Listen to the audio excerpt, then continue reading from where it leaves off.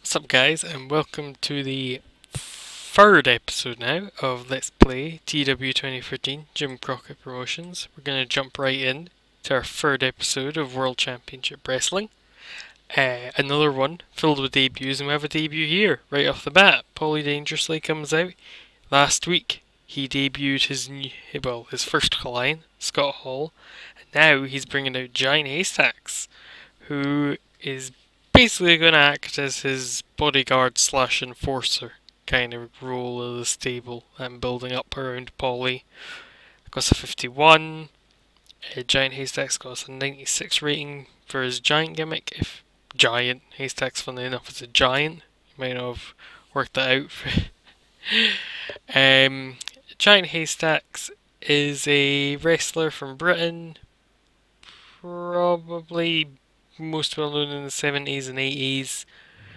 Was basically the top bad guy in Britain for quite some time. Really big guy, like 6'9"-ish, maybe slightly more than that, and weighed like a huge amount. So he didn't really do a lot of US work because he hated air travel, but we're going to give him so much money he won't mind. Then in a terrible match, he squashes Randy Mulkey, but they have pretty good chemistry with each other, because why not? And also just to build up Haystacks. Then Tony Schiavone comes out to the announcers deck. Well, he's already there, and he informs the crowd that there is going to be a match between the Awesome Twosome and the Rock and Roll Express at this Sunday's, tomorrow's NWA Supercard. Got a 41. That's going to be for the NWA Tag Team Champions. The NWA Tag Team Champions for the NWA Tag Team Championship, if I can speak correctly. And yeah, I'm not going to do a pre-booking, because if I do that, you'll see all the people that I have yet to debut. Yes.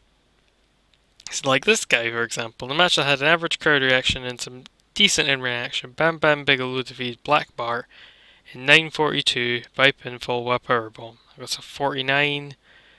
Bam Bam Bigelow's Man Beast gimmick got an 83. I basically bought Bam Bam because I really like Bam Bam, basically. Arn cuts a promo hyping up his match with Ole. I got a 54.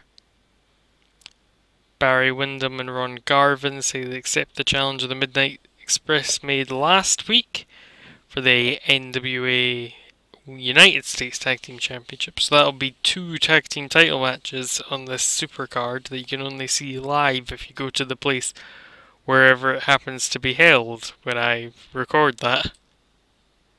Yep. Jimmy Garvin and Dick Murdoch have a match, and in a bout that had solid in reaction and average heat, Jimmy Garvin defeats Dick Murdoch in 9:55 by pinfall with a bombs away, and that got a 58 rating. British did some good work at ringside, and Bob Caudle and Dave Crockett have good chemistry calling matches together. That's nice. Tony Schiavone comes out again, because he's always gone out, and he formally announces that Ric Flair and Jimmy Garvin will face off at the NWA I keep saying March. It is March. I was thinking it was May for a second. March Supercard, and it will be for Ric Flair's NWA World Heavyweight Championship. Ooh, aha. Fans go crazy. Flair probably shakes his head and flips about a lot, because that's what Flair does. And about that had good crowd and good action. Dusty Rhodes defeated Vladimir Petrov in 16:18 by pinfall with a bionic elbow. I got a 66 rating. That's really good. Petrov was tiring towards the end, but Paul Jones did some good work at ringside. There wasn't enough selling in the match. A music video shown to promote Ted DiBiase. That's right. We've got a new debutant, Ted DiBiase. We're bringing him in. He's going to be a top level guy, basically straight off the bat. And as well, we're going to have him as the $1 Million Man, because God, the $1 Million Man was amazing. And I loved it, so I'm having Ted DiBiase as the $1 Million Man.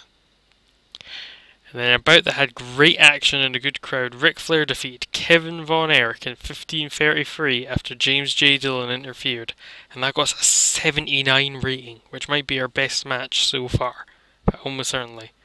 Kevin Von Erich debuted with his fan favourite gimmick, got us a 94 rating. So Kevin Von Erich, another one of the Von Erichs from Texas. Very big star in the area. One of the top guys. Pretty good wrestler. Well, very good wrestler. According to that, anyway. But yeah, so all in all, good show. 69, popularity is up in 9 regions. The highest rated segment was a 79 match between Ric Flair and Kevin Von Erich. That's very good. I'm very pleased with that. I think that was higher than our last show. So if so, that means we're slowly climbing up the rankings for World Championship Wrestling. So we'll call an end to this episode here. And when we come back next time, we'll be presenting the first of our supercards. Now these aren't on pay-per-view, because it's slightly before, well, it's slightly before, it's 1987, it's years before monthly pay-per-views were a thing, but I'll probably bring that in sooner rather than later. So I hope you guys enjoyed this episode, and I'll see you in the next one.